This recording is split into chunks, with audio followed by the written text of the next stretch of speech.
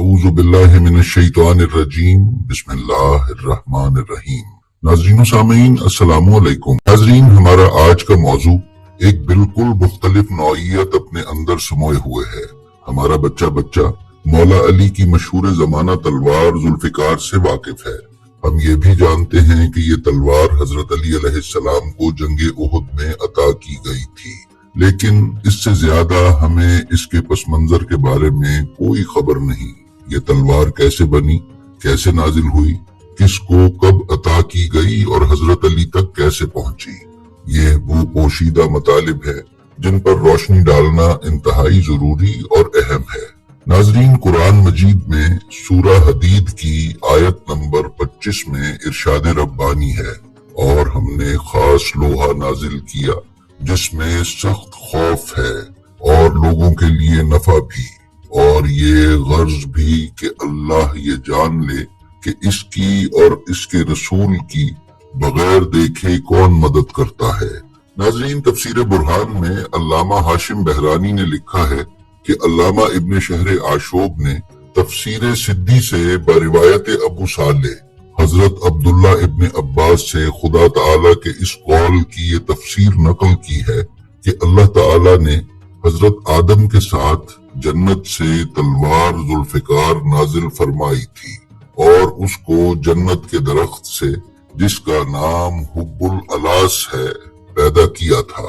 پھر انہوں نے فرمایا کہ آیت میں شدید کا مطلب یہ ہے کہ حضرت آدم اس تلوار کے ذریعے سے اپنے کل دشمنوں سے جو جنات میں سے تھے اور شیاطین میں سے تھے لڑا کرتے تھے، اور اس کے اوپر یہ لکھا ہوا تھا کہ میرے انبیاء برابر اس کے ذریعے سے لڑتے رہیں گے، اور یہ نبی کے بعد نبی اور صدیق کے بعد صدیق کو پہنچتی رہے گی، حتیٰ کہ اس کے وارث امیر المومنین علی علیہ السلام ہوں گے۔ بس وہ نبی امی کے ساتھ ہو کر ان کے دشمنوں سے اس کے ذریعے سے لڑیں گے۔ اور آیت میں منافع للناس کے یہ معنی ہے کہ محمد و علی کے لیے اس میں بہت کچھ نفع ہوگا، اور ان اللہ قوی عزیز کے معنی یہ ہیں کہ اللہ تعالی علی ابن ابی طالب علیہ السلام کے ذریعے سے کفار سے انتقام لے گا اور ان کو ذلیل کرے گا۔ اس سے آگے علامہ ابن شہر آشوب نے فرمایا ہے کہ ہمارے علماء میں سب کے سب نے یہ روایت کی ہے کہ اس آیت میں حدید سے مراد ذوالفقار ہے، جو اللہ تعالی نے آسمان سے جناب رسول خدا پر نازل فرمائی اور حضرت نے جناب علی کو عطا فرمائی۔ ناظرین، یہ تلوار حضرت علی علیہ السلام کو جنگ احد میں رسول اکرم نے عطا فرمائی، یا بروایت دیگر جبرائیل امین اسے لے کر نازل ہوئے۔ ابھی ہم اس تلوار کے سلسلے میں کچھ نوادرات آپ کی خدمت میں پیش کرنے کی سعادت حاصل کر رہے ہیں۔ ناظرین، کتاب ارجع المطالب میں ایک طویل روایت بیان کی گئی ہے جس کا صرف ایک حصہ ہم اختصار کے طور پر آپ کی خدمت میں پیش کر رہے ہیں۔ ابن عباس روایت کرتے ہیں کہ جب خیبر سے جناب امیر واپس لوٹے تو ذوالفقار ان کے ہاتھ میں تھی۔ جناب سیدہ سے کہنے لگے، یا فاطمہ، آپ نے ذوالفقار کے جوہر دیکھے کہ خدا نے اس کے ذریعے سے خیبر کو فتح کیا ہے؟ جناب سیدہ ہنس پڑی۔ اس پر حضرت علی علیہ السلام نے کہا کہ فاطمہ، کیا آپ کو ذوالفقار کی فضیلت سے آگاہی ہے؟ جناب سیدہ نے فرمایا، میں آپ کے جاننے سے پہلے اس کو جانتی ہوں۔ اس روایت میں بی بی نے آگے چل کر بیان فرمایا ہے کہ رسول اللہ جب معراج پر گئے اور آپ کو جنت میں لے جایا گیا تو رسول اللہ سرخ سیب کے ایک درخت کے نیچے تشریف فرما ہوئے، اور اس کی جڑ کے نیچے ذوالفقار دبی ہوئی تھی۔ اس پر لکھا ہوا تھا کہ ذوالفقار کے سوا کوئی تلوار نہیں اور علی کے سوا کوئی بہادر نہیں، اور ان کی زوجہ زہرا ہے۔ بس اس وقت سے میں اس کی یعنی ذوالفقار کی فضیلت کو جانتی ہوں۔ ناظرین، کتاب سفرنامہ مخدوم جہانیہ جہاں گشت میں نقوی البخاری سادات کے جد اعلیٰ جہانیہ جہاں گشت لکھتے ہیں کہ جب رسول خدا معراج پر تشریف لے گئے تو آپ کو سیب پیش کیا گیا۔ جب آپ نے اسے ہاتھ میں لیا تو وہ سیب 2 ٹکڑے ہو گیا۔ एक टुकड़े से जुल्फिकार खल्क हुई और दूसरे से नूर जनाब सैयदा सलामुल्लाह अलैहा आप सल्लल्लाहु अलैहि वसल्लम की पेशानी में आ गया। इस वजह से हजरत अली अल मुर्तजा साहिब जुल्फिकार हुए और खातून जन्नत हजरत बीबी सैयदा सलामुल्लाह अलैहा के शौहर हुए। नाजरीन, रसूल खुदा सल्लल्लाहु अलैहि वसल्लम के दुनिया से तशरीफ ले जाने के बाद जब कुछ लोगों ने हजरत फातिमा ज़हरा सलामुल्लाह अलैहा की कब्र मुबारक को दोबारा खोलना चाहा तो हजरत अली अलैहिस्सलाम ने गैज़ो गज़ब की हालत में इसे नयाम से बाहर निकाला, जिसे देखकर कब्र खोलने की ख्वाहिश लेकर आने वाले अफराद वापस चले गए। इसके बाद जुल्फिकार 25 साल तक नयाम में रही और 25 साल के बाद जंग जमल के मौके पर नयाम से बाहर आई। ये जंग 10 जमादी उसानी 36 हिजरी को बसरा के मुज़ाफात में लड़ी गई थी। नाजरीन, जुल्फिकार का तज़किरा सिर्फ कुरान में ही नहीं बल्कि दीगर आसमानी किताबों में भी आया है। ज़बूर के बाब 45 में बयान किया गया है, तू बनी आदम में सबसे हसीन है, तेरे होंठों में लताफत है, इसलिए खुदा ने तुझे हमेशा के लिए मुबारक किया है। ऐ जबरदस्त, तू अपनी तलवार को जो तेरी हशमत और शौकत है अपनी कमर से हमायल कर और सच्चाई और इल्म और सदाकत की खातिर अपनी शान शौकत में इकबाल मंदी से सवार हो और तेरा दाहिना हाथ तुझे हैबत वाले काम दिखाएगा। इसी तरह मुकाशफा यूहन्ना के बाब नंबर 12 में रसूल खुदा से मुतअल्लिक पेशगोई में उस बच्चे का जिक्र है जो लोहे का असा लेकर सब कौमों पर हुकूमत करेगा। नाजरीन, पेश करदा ये दोनों जुमले जनाब रसूल खुदा और इमाम मेहदी अलैहिस्सलाम के बारे में है और इनमें जिस तलवार और लोहे के असा का सर्राहतन जिक्र किया गया है वो कोई और नहीं सिर्फ और सिर्फ जुल्फिकार है। आइए नाजरीन, अब देखते हैं कि इस तलवार का नाम जुल्फिकार क्यों है। लुगात फारसी के मुताबिक फिकार के मानी रीढ़ की हड्डी के है। यही मानी जामिउल लुगात में भी बयान किए गए हैं। अरबी की मशहूर डिक्शनरी अल मुंजिद में भी अल फुकारा के मानी रीढ़ की हड्डी के मोहरों के ही हैं। इसी तरह मुंतखिबुल लुगात, मुहज्जबुल लुगात और लुगात किश्वरी में भी यही माना बयान हुए हैं। किताब उम्दतुल मतालिब की जिल्द अव्वल में शेख सुद्दूक के हवाले से इमाम जाफर सादिक अलैहिस्सलाम की एक रिवायत बयान की गई है, जिसमें इमाम फरमाते हैं कि हजरत अमीरुल मोमिनीन अलैहिस्सलाम की तलवार का नाम जुल्फिकार इसलिए पड़ा कि उसके बीचों बीच लंबाई में एक हज यानी एक हिस्सा या पोर्शन ऐसा था जो इंसान की रीढ़ की हड्डी के बिल्कुल मुशाबा था, इसलिए इसका नाम जुल्फिकार हो गया। ये वो तलवार है जिसको जिब्राइल आसमान से लेकर नाजिल हुए थे। इसका कब्जा यानी इसका दस्ता चांदी का था और ये वो तलवार है जिसके मुतअल्लिक एक मनादी ने आसमान से निदा दी थी, ला फतह इल्ला अली ला सैफ इल्ला जुल्फिकार। नाजरीन, अक्सर मुअर्रिखीन और उलमा ने यही बयान किया है कि तलवार के एक तरफ धार जबकि दूसरी तरफ रीढ़ की हड्डी की तरह ऊंची नीची थी। तलवार चलाने वाले और फनून हर्ब से आगाह माहिरीन ये जानते हैं कि माहिर तलवारबाज लड़ाई के दौरान अपनी तलवार की धार बचा कर रखते हैं। अगर मुखालिफ उन पर अपनी तलवार से वार करे तो जंगजू की कोशिश ये होती है कि मुखालिफ की तलवार का वार अपनी तलवार की धार पर रोकने की बजाय तलवार की पुष्ट पर रोके ताकि उसकी तलवार की धार महफूज रहे और मुखालिफ की तलवार की धार कुंद हो जाए।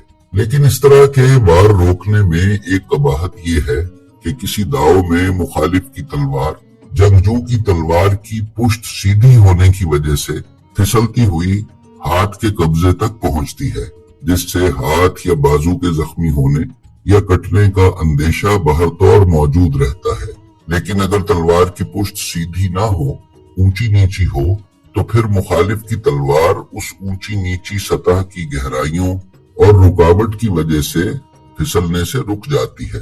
दोइम ये कि कुछ तलवारों की पुष्ट पर तेज आरी नुमा दंदाने या दांत बनाए जाते हैं ताकि जब तलवार को مخالف حملہ آور کے پیٹ میں گھونپ کر واپس کھینچا جائے تو اس کے دانت مخالف کی انتڑیاں وغیرہ کھینچ کر باہر لے آئے۔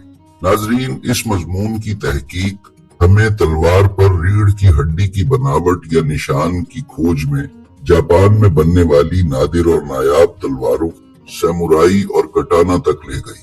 یوٹیوب پر سامورائی اور کٹانا تلواریں بنانے کی کئی ویڈیوز دستیاب ہیں۔ ان تلواروں کا فولاد بنانے اور انہیں سیکل کرنے کا طریقہ، یعنی ان کو تیز کرنے اور ان کی دھار بنانے کا طریقہ پوری دنیا سے مختلف ہے۔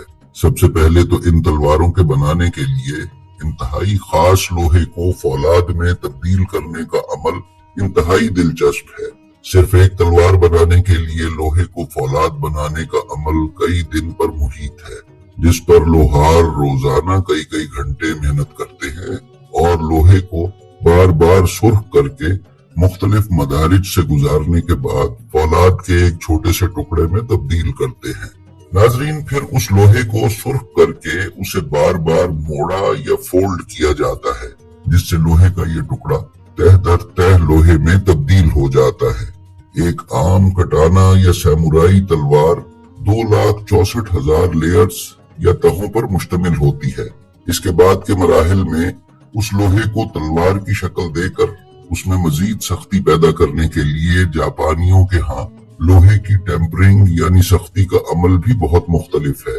اس تہ در تہ لوہے، جسے ڈماسکس سٹیل کہا جاتا ہے، خاص قسم کی مٹی لگا کر بھٹی دی جاتی ہے اور کئی گھنٹے لال ہونے کے بعد اسے پانی اور دیگر کیمیکلز میں ڈبو کر ٹیمپر کیا جاتا ہے۔ ٹیمپرنگ کے اس عمل سے اس تلوار کے لوہے کا جوہر اس کی سطح پر نمودار ہو جاتا ہے، جس کا پیٹرن ریڑھ کی ہڈی کے مہروں کی طرح کا ہوتا ہے۔ ریڑھ کی ہڈی کے مہروں کا یہ لہردار پیٹرن جاپانی زبان میں ہامون کہلاتا ہے اور تلوار کے بلیڈ پر دیکھا جا سکتا ہے۔ ناظرین، یہ جاپانی تلواریں اس قدر تیز اور سخت ہوتی ہیں کہ اکثر اوقات مخالف کی تلوار تک کو کاٹ کر ٹکڑے ٹکڑے کر دیتی ہیں۔ نیشنل جیوگرافک ٹی وی پر ایک ڈاکیومنٹری میں یہ بتایا گیا تھا کہ دوسری جنگ عظیم کے دوران ایک جاپانی جنرل کی کٹانا تلوار نے مشین گن کی نالی کاٹ ڈالی تھی۔ علم العداد کی روشنی میں ذوالفقار کے عدد جمع کیے جائیں تو حاصل جمع 2 بنتا ہے۔ سید ارتضیٰ عباس نقوی نے اپنی کتاب تاریخ ذوالفقار جلد اول کے صفحہ 196 پر تحریر کیا ہے کہ 2 کے عدد کی سب سے بڑی خاصیت یہی ہے کہ یہ رسول خدا اور حضرت علی علیہ السلام کے ناموں کا عدد ہے۔ ذات باری تعالیٰ نے نور کے 2 ٹکڑے کیے، ایک سے حضرت محمد صلی اللہ علیہ وآلہ وسلم اور دوسرے سے حضرت علی علیہ السلام کو خلق کیا۔ 2 کا عدد رکھنے والی ذوالفقار ان دونوں ہستیوں کے پاس رہی۔ وہ تیغے 2 پیکر تھی، علاوہ اس کے 2 دھاری تلوار بھی تھی۔ ناظرین، ذوالفقار سے پہلے تلواروں کے سروں کا 2 شاخہ ہونا نہیں ملتا اور خصوصاً عرب اس طرح کی تلوار سے بالکل آشنا نہ تھے۔ حضرت علی علیہ السلام نے تلوار بازی کے فن کو عروج بخشا اور روک اور کاٹ کے وہ حملے اور داؤ پیچ ایجاد کیے کہ جن کی تاریخ میں نظیر نہیں ملتی۔ حضرت علی علیہ السلام کا ہاتھ اللہ کا ہاتھ ہے، جسے ید اللہ کہہ کر پکارا گیا ہے، اور خود حضرت علی علیہ السلام کو سیف اللہ کا لقب عطا کیا گیا ہے۔ علامہ رجب برسی اپنی کتاب مشارق الانوار الیقین میں بیان کرتے ہیں کہ جب حضرت علی علیہ السلام نے ذوالفقار کا وار مرہب پر کیا تو اللہ نے جبرائیل کو حکم دیا کہ حضرت علی کے ہاتھ کو روکے، ورنہ ذوالفقار مرہب کے 2 ٹکڑے کرتی ہوئی زمین کی 7 تہوں کو کاٹ کر 2 ٹکڑے کر دے گی۔ جبرائیل نے رسول اکرم سے بیان کیا کہ میں نے اپنے پروں پر قوم لوط کے 7 شہروں کو زمین کی 7 تہوں سمیت اس قدر بلند کیا کہ عرش کے رہنے والے ان کے مرغوں کی اذانیں اور بچوں کی آوازیں سنتے تھے۔ میں تمام رات اللہ کے حکم کے انتظار میں ان شہروں کو اپنے بازوؤں پر اٹھائے کھڑا رہا اور مجھے ان کا وزن بالکل محسوس نہ ہوا۔ جب مجھے حکم دیا گیا کہ میں حضرت کے بازو کی طاقت کو اپنے بازوؤں پر روکوں کہ کہیں زمین نہ کٹ جائے تو جناب امیر کی ضربت کی سنگینی ان شہروں کی سنگینی سے زیادہ اپنے پروں پر پاتا ہوں، حالانکہ میرے ساتھ میکائیل اور اسرافیل بھی اللہ کے حکم سے پیچھے سے حضرت علی کے ہاتھ کو تھامے ہوئے تھے۔ ناظرین، ذوالفقار کے سامنے خواہ مخالف کی تلوار آئی یا مرہب کا پتھر اور فولاد سے بنا ہوا خود یا اس کی لوہے کی زرہ، ذوالفقار نے سب کو کاٹ کر مرہب کو 2 ٹکڑے کر دیا۔ جناب امیر علیہ السلام کے ہاتھ میں آنے کے بعد ذوالفقار نے سب سے پہلا قتل جنگ احد میں خالد بن سفیان کا کیا، پھر اس کے 9 بھائی بتدریج جناب امیر علیہ السلام کے ہاتھوں ذوالفقار سے قتل ہوئے۔ ائمہ طاہرین علیہ السلام کی بیان کردہ روایات کے مطابق ذوالفقار کا دستہ چاندی کا اور اس کی میان کا رنگ سبز ہے۔ تلوار کی لمبائی 7 بالشت جبکہ چوڑائی 1 بالشت ہے۔